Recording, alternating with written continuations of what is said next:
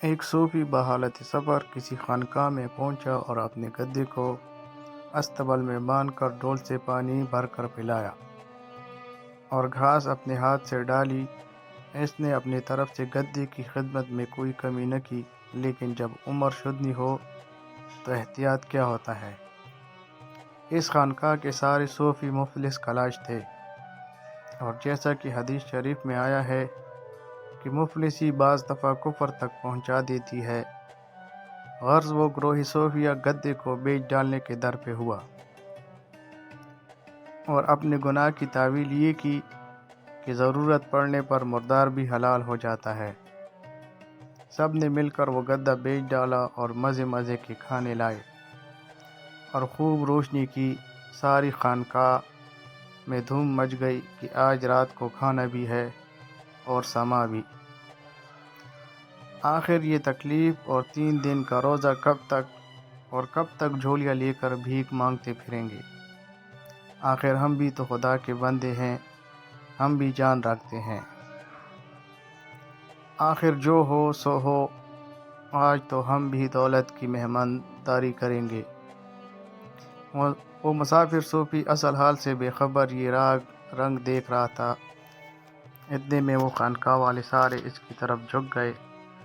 کوئی ہاتھ پاؤں دبا رہا تھا تو کوئی پوچھ رہا تھا کہ حضرت کہاں تشریف رکھیں گے۔ کوئی بستر کی طرف جھکتا تو کوئی ہاتھ اور منہ کا بوسہ لیتا۔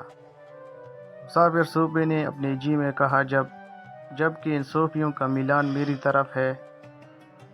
میری طرف اس درجہ ہے، کیوں نہ میں بھی عیش میں شرکت کروں۔ القصہ سب نے عمدہ کھانے کھا لیے تو سما شروع ہوا۔ ساری خانقاہ فرش سے لے کر چھت تک گرد اور دھوئیں سے اندھیری ہو گئی۔ دھواں تو باورچی خانے کا تھا اور گرد حالت وجد میں زمین پر پاؤں مارنے سے پیدا ہو گئی۔ کبھی تالیاں بجاتے اور کبھی دھپ دھپ ٹھوکریں لگاتے اور کبھی مارے سجدوں کے صدر دالان کی جھاڑو دیتے۔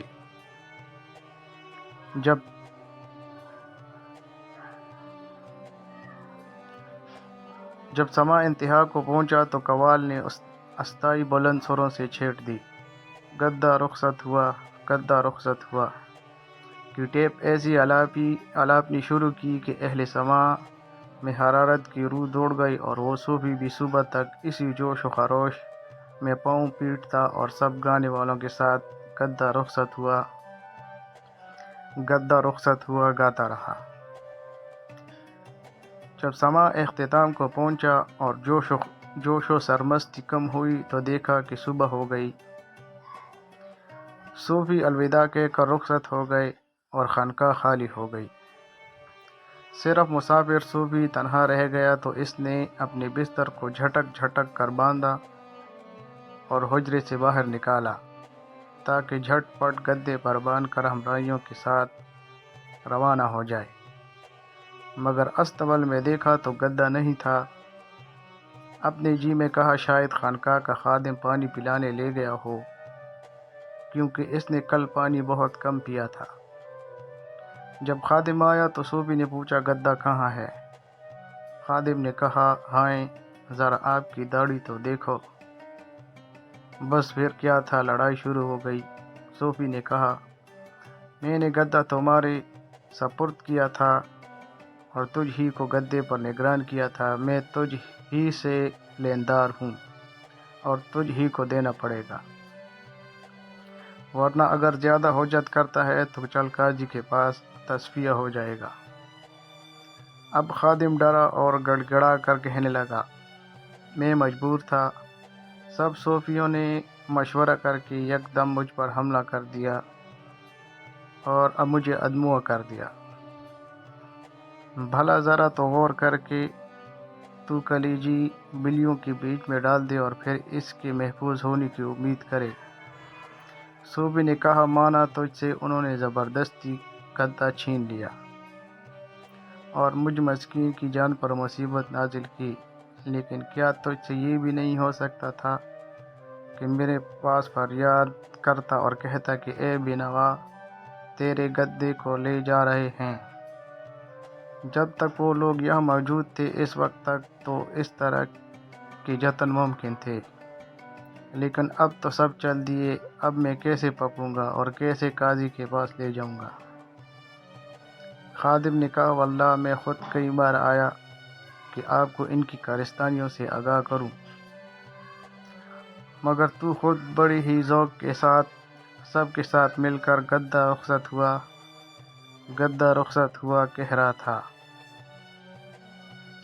جب میں نے خود تیری زبان سے سنا اس پر قیاس تو کان یا درویش ہے اور گدے کی جانے پر راضی ہے، اور پھر میں واپس چلا گیا۔ اس پر صوفی نے کہا اس جملے کو سب خوش آوازی سے ادا کر رہے تھے تو مجھے بھی مزہ آنے لگا۔ ہائے مجھے ان کی تقلید نے برباد کر دیا، ایسی تقلید پر 100 بار لعنت، خاص کر ان بے حاصلوں کی تقلید جنہوں نے اپنی روٹی کے لیے اپنی عزت گنوائی۔ حاصل سبق: عبرت کے طور پر یہ قصہ سن تاکہ تم تقلید کی آفت سے خبردار ہو جاؤ۔